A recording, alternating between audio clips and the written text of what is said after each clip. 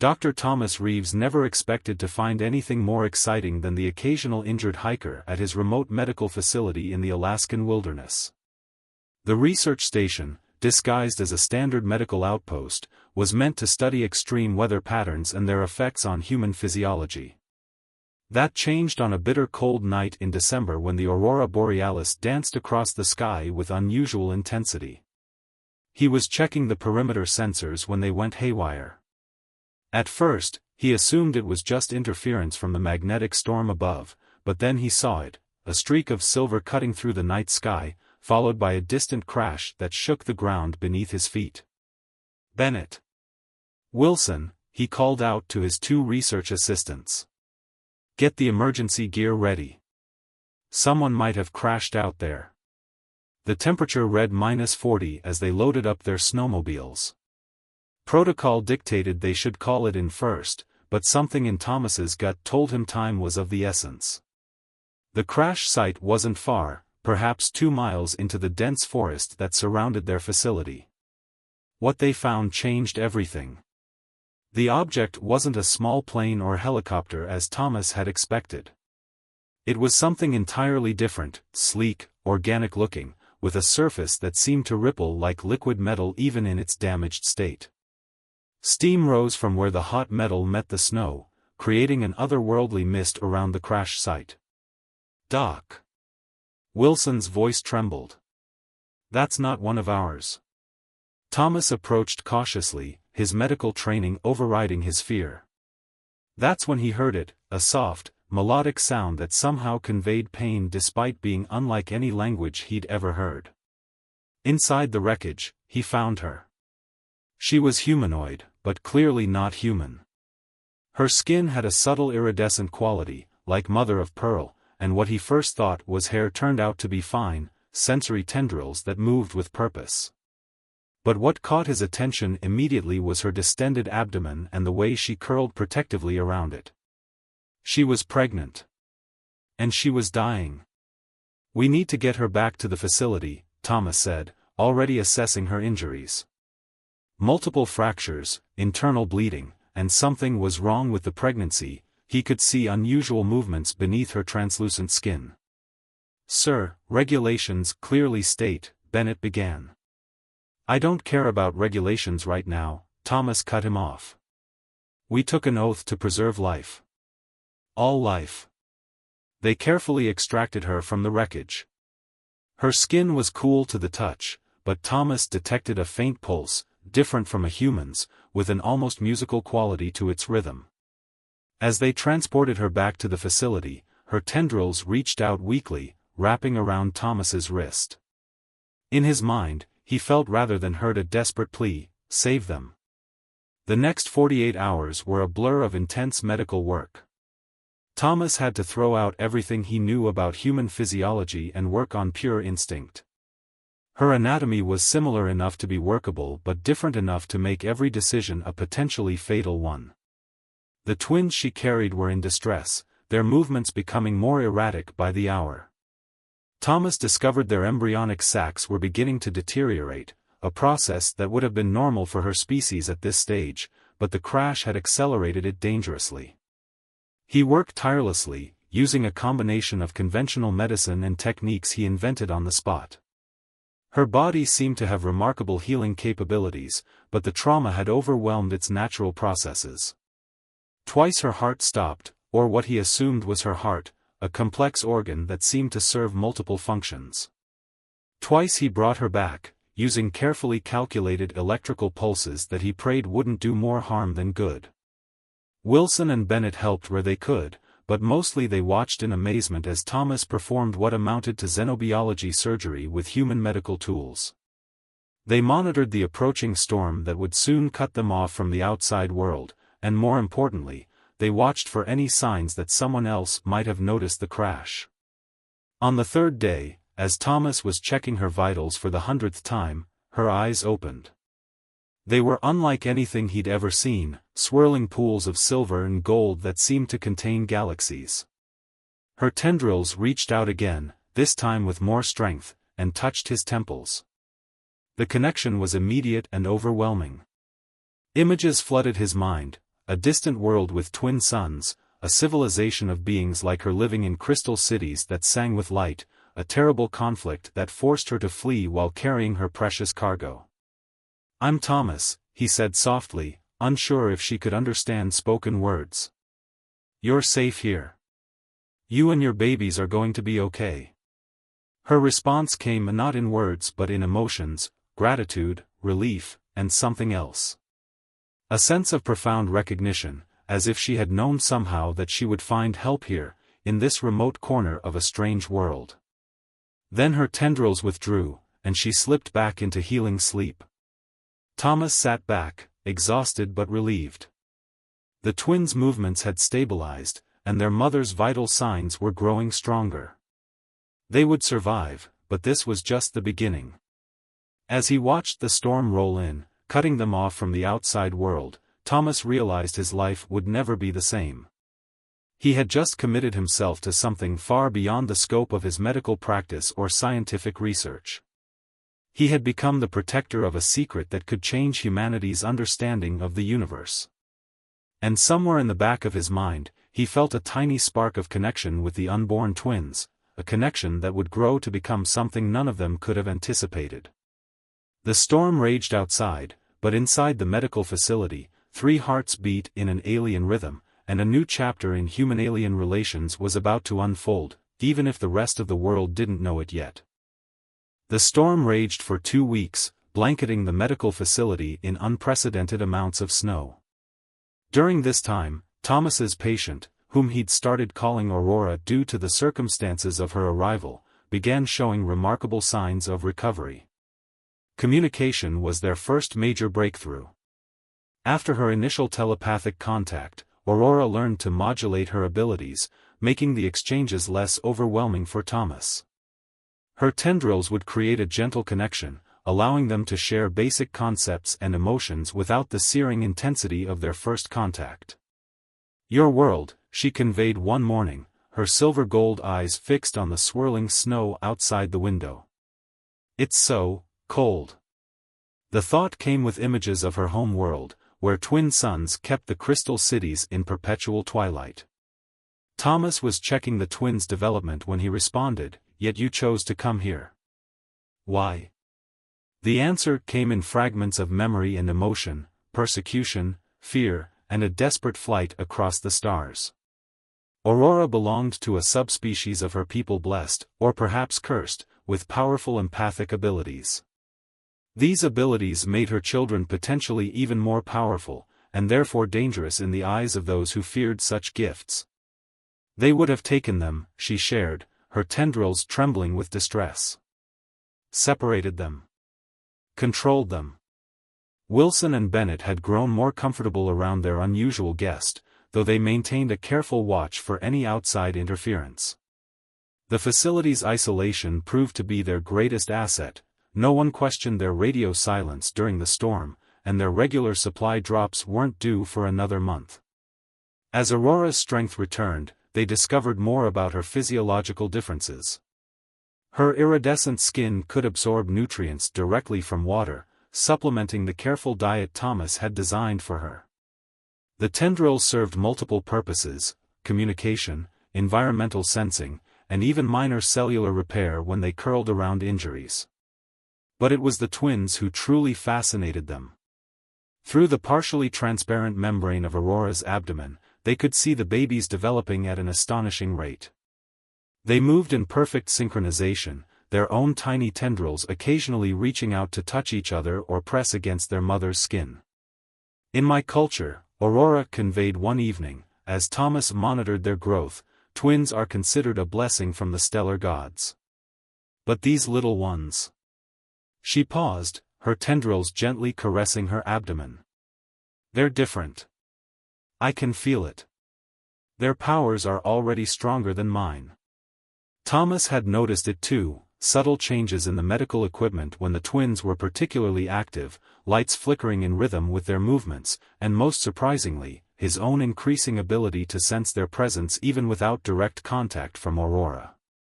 "They recognize you," she told him, her thoughts tinged with a mixture of gratitude and something deeper. "They know you saved us.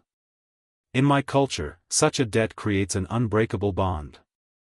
Thomas was about to ask more about this bond when Aurora suddenly gasped, her tendrils flaring out in distress.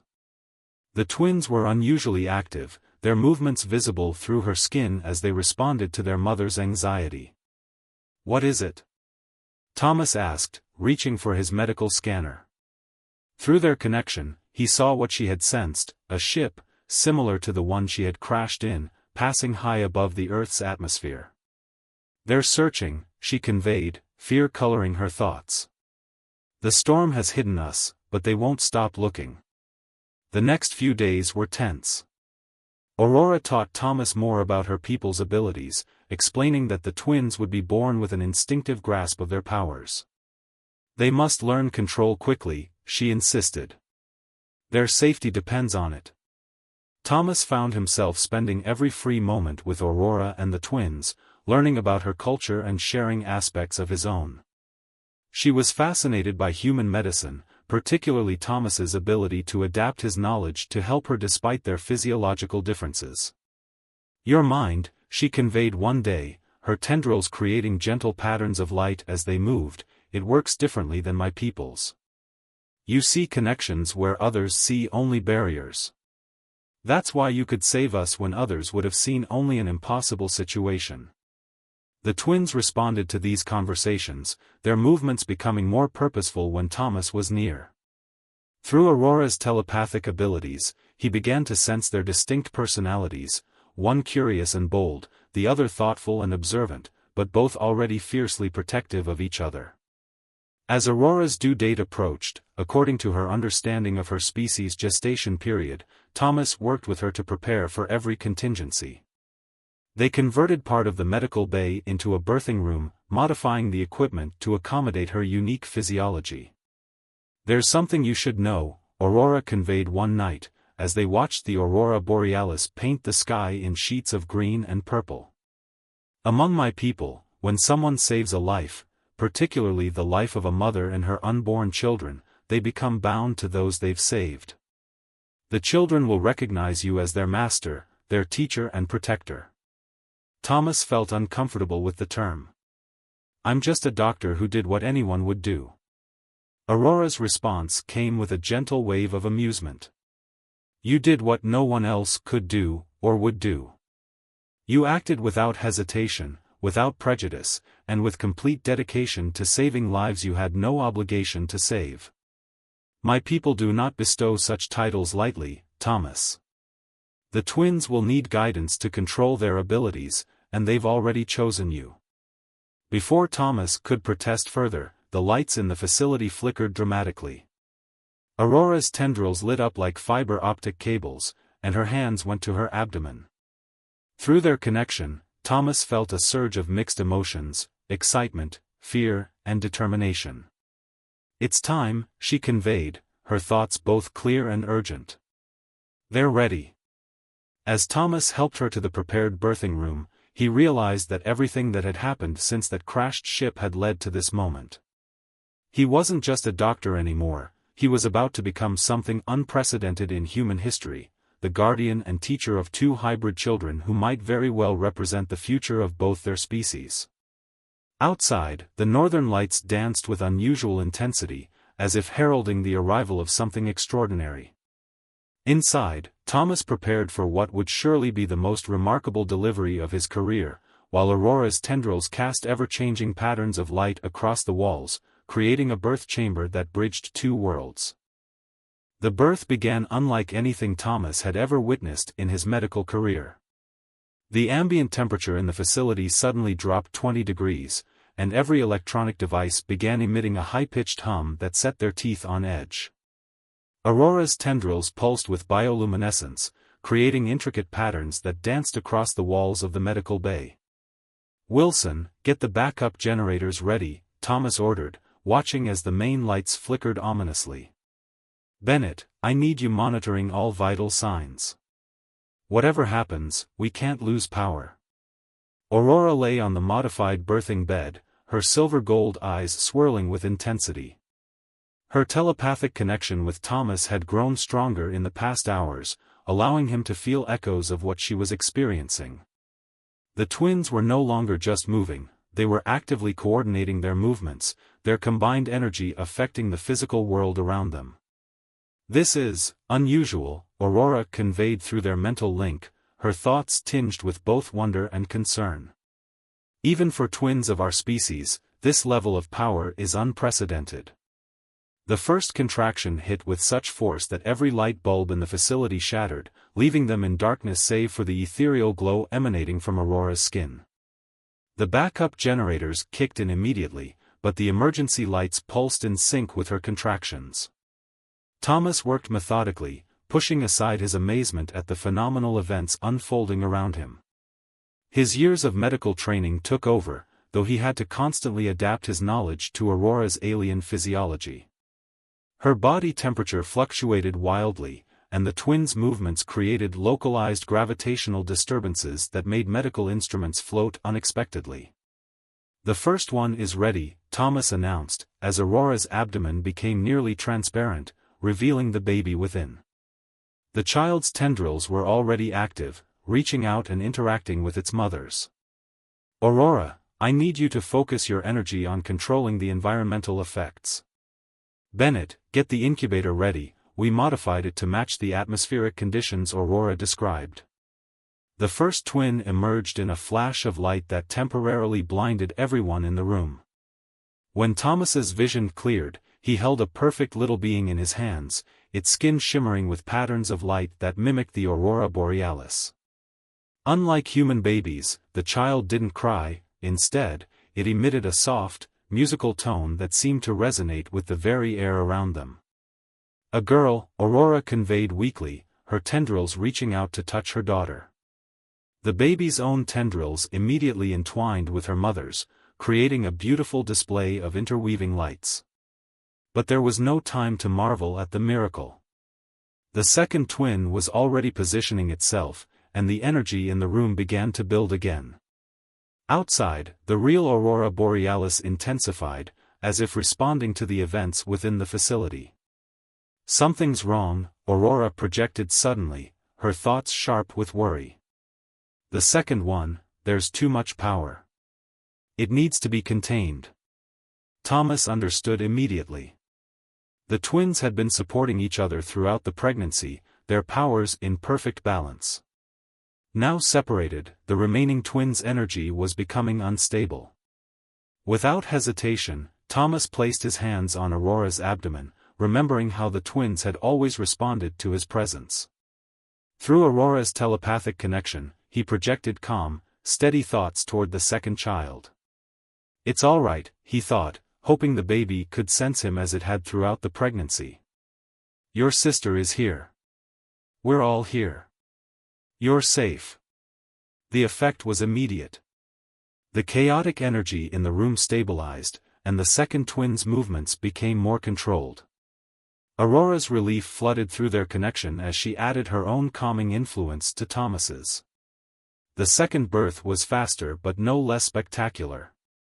Another girl emerged, slightly smaller than her sister but with an identical pattern of lights dancing across her skin.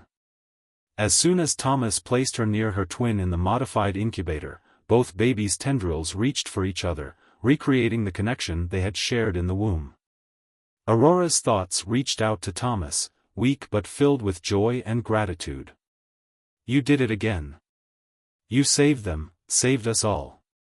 They're beautiful," Thomas said aloud, watching as the twins synchronized their bioluminescence, creating complex patterns of light between them.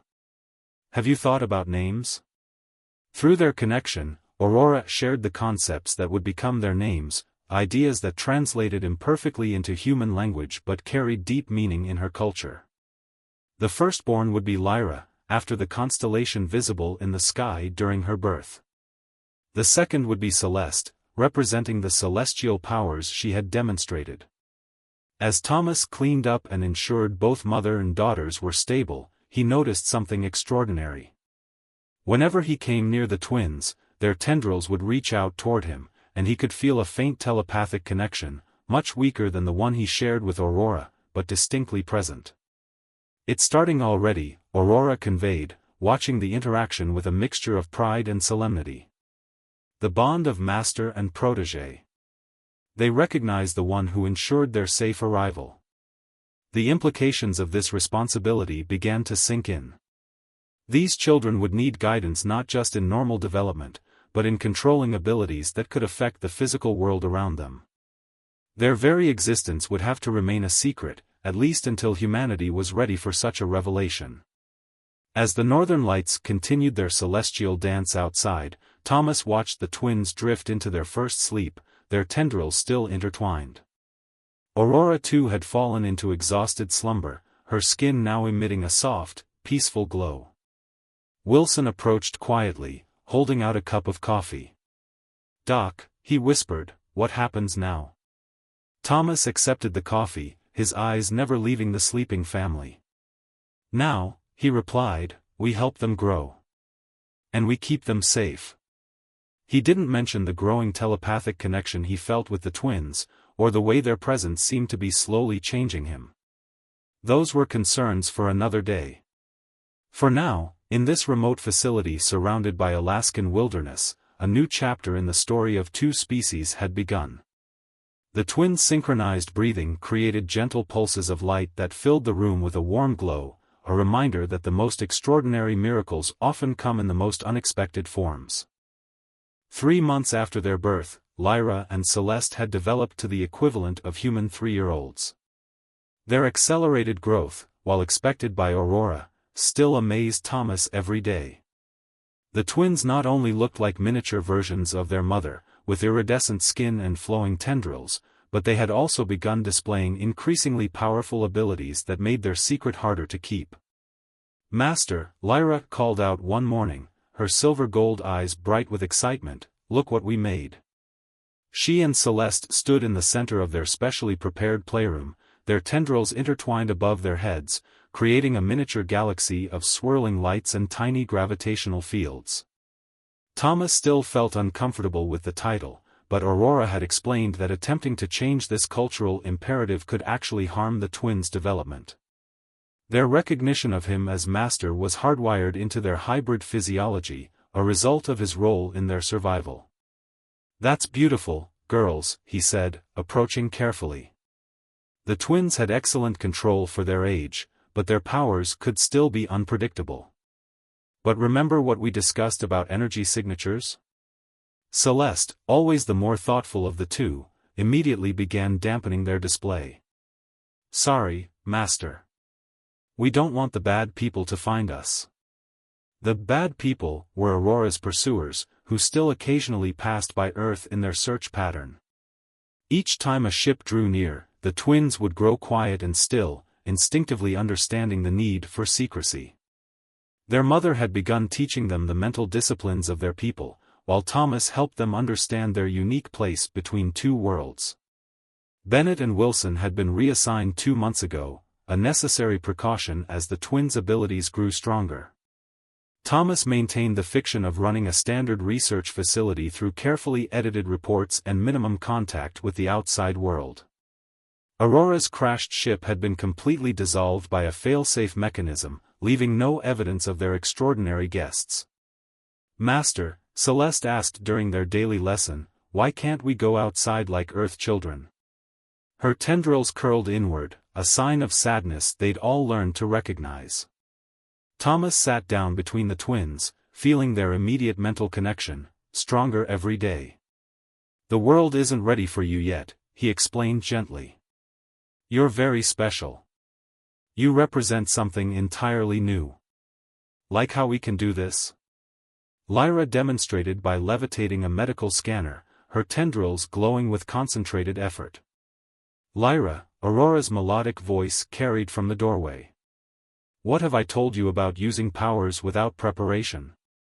She'd grown stronger over the months, her own abilities enhanced by the constant interaction with her unusually gifted children. The scanner settled back into place as Lyra's tendrils drooped. "To always ground our energy first, and never show off."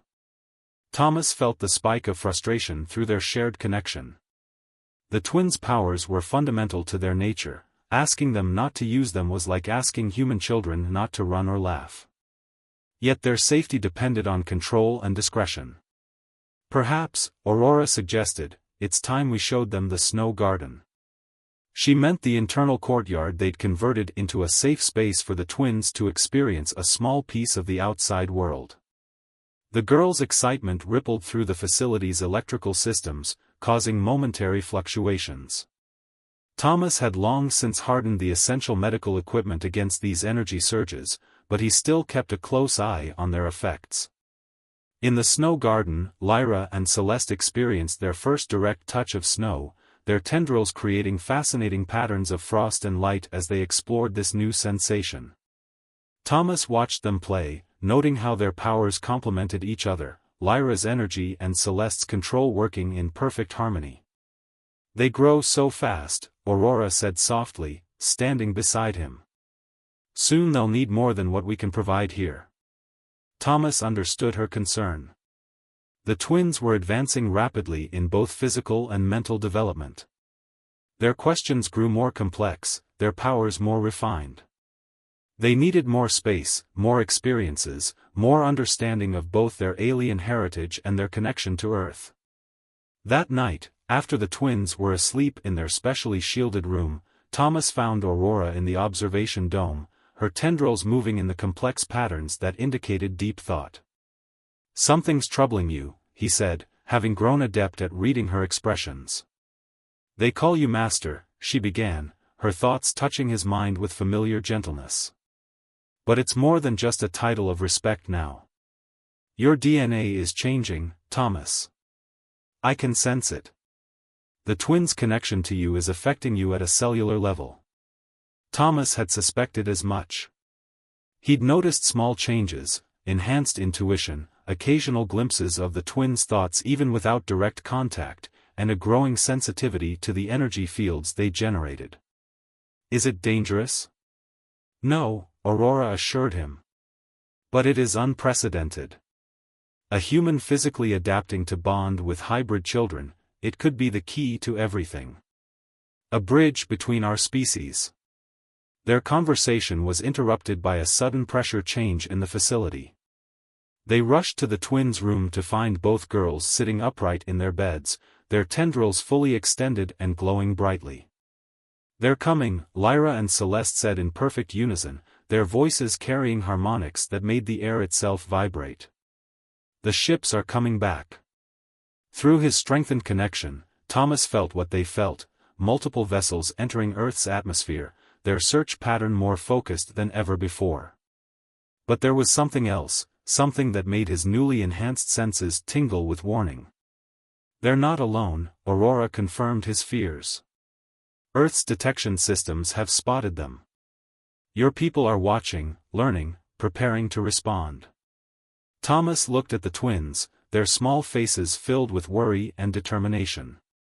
Everything they'd done to keep this secret, to protect these extraordinary children, had led to this moment. The choice they'd all known was coming had finally arrived. "What do we do, Master?" Celeste asked, reaching for his hand with her glowing tendrils. The answer came to him with surprising clarity, carried on waves of shared thoughts and emotions from all three of his alien family members. They couldn't hide forever, and maybe they shouldn't. These children, with their unique heritage and incredible gifts, could be exactly what both species needed, a reason to reach for understanding instead of conflict. As alert sirens began to sound in the distance, Thomas gathered his family close, their combined energy creating a protective sphere around them. "We face it together," he said firmly. "It's time for both our worlds to learn about hope."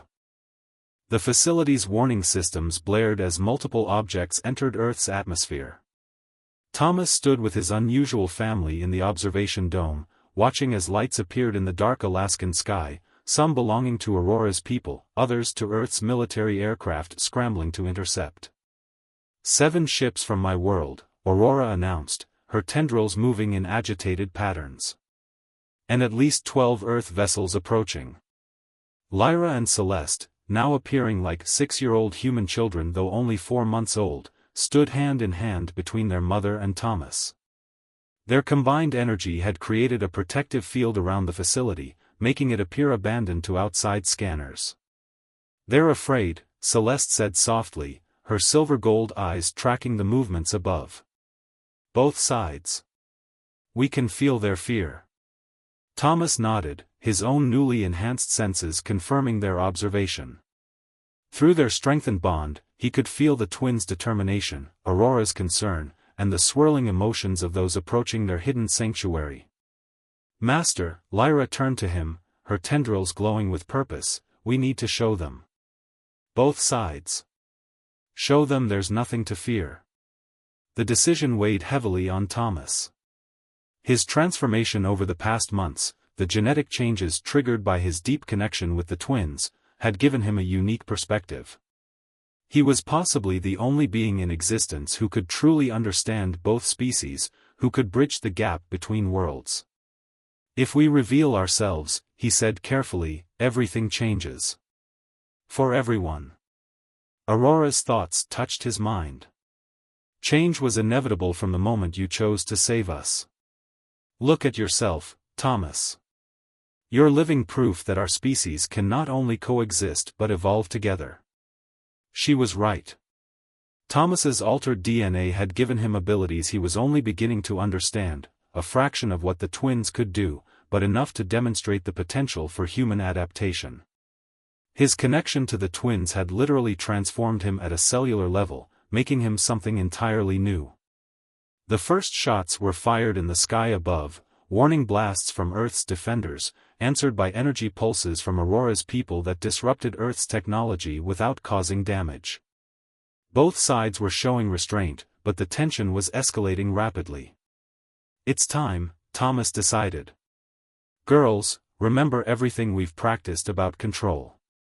The twins nodded in unison, their tendrils intertwining as they began to glow with internal light. Aurora added her energy to theirs, and Thomas felt his own altered cells resonating with their combined power. Together, they dropped the facility's camouflage. The effect was immediate. All aircraft, both human and alien, froze in mid-flight as the twins exerted their considerable powers. A soft, pulsing light emanated from the medical facility, visible for miles around. Attention, Thomas's voice carried on waves of energy the twins helped him project, reaching the minds of all those within range.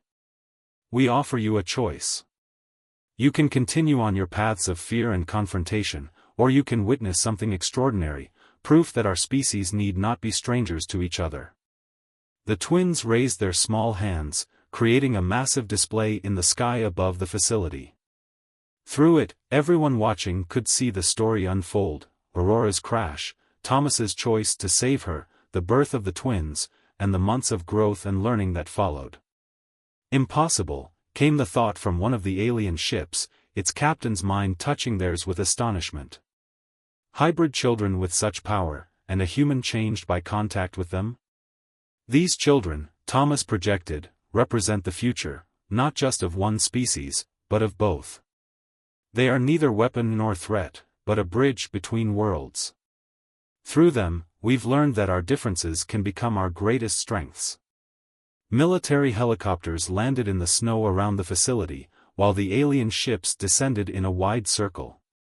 From each, representatives emerged, Earth's military leaders and scientists facing Aurora's people for the first time. The twins stepped forward, their small forms radiating calm authority that belied their age. We are both, Celeste announced, her voice carrying harmonics that touched all minds present. Just as our master is becoming both. We can teach you, Lyra added, creating beautiful patterns of light between the two groups. All of you. The way master taught us. Thomas felt the shift in the minds around them, fear and suspicion giving way to wonder and curiosity. Aurora's people recognized the unprecedented abilities of the twins, abilities that had developed because of, not in spite of, their hybrid nature. Earth's representatives saw the potential for humanity's evolution and growth. It won't be easy, Thomas addressed them all. But nothing truly worthwhile ever is. These children have shown me that the greatest achievements come from embracing change, not fighting it. Aurora stepped forward, her tendrils casting gentle light. My people sought to prevent this mixing of species, fearing it would dilute our gifts. Instead, it has enhanced them, created something greater than either species alone could achieve. Over the next hours, as dawn broke over the Alaskan wilderness, the first tentative steps toward cooperation were taken. The twins moved easily between both groups, their inherent connection to both species making them natural diplomats despite their young age.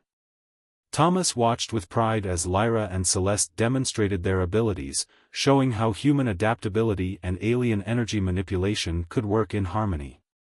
His own transformation became a subject of intense interest, living proof that humanity could evolve to handle greater connection with the cosmos. "Master," the twins called to him, their thoughts filled with joy, "we don't have to hide anymore." Thomas smiled, feeling Aurora's warm approval through their mental link. The choice to reveal themselves had been correct, not because it was safe or easy, but because it was necessary. The twins deserved a chance to be fully themselves, to help both their parent species grow beyond their limitations. As the first official talks between Earth's representatives and Aurora's people began, Thomas looked at his unusual family with deep satisfaction. Sometimes the most important choices weren't about right or wrong, but about having the courage to forge a new path entirely. The twins had already returned to their favorite game of creating miniature galaxies with their powers, but now they had an audience of fascinated scientists from both species. Aurora stood watching them, her tendrils moving in patterns of maternal pride.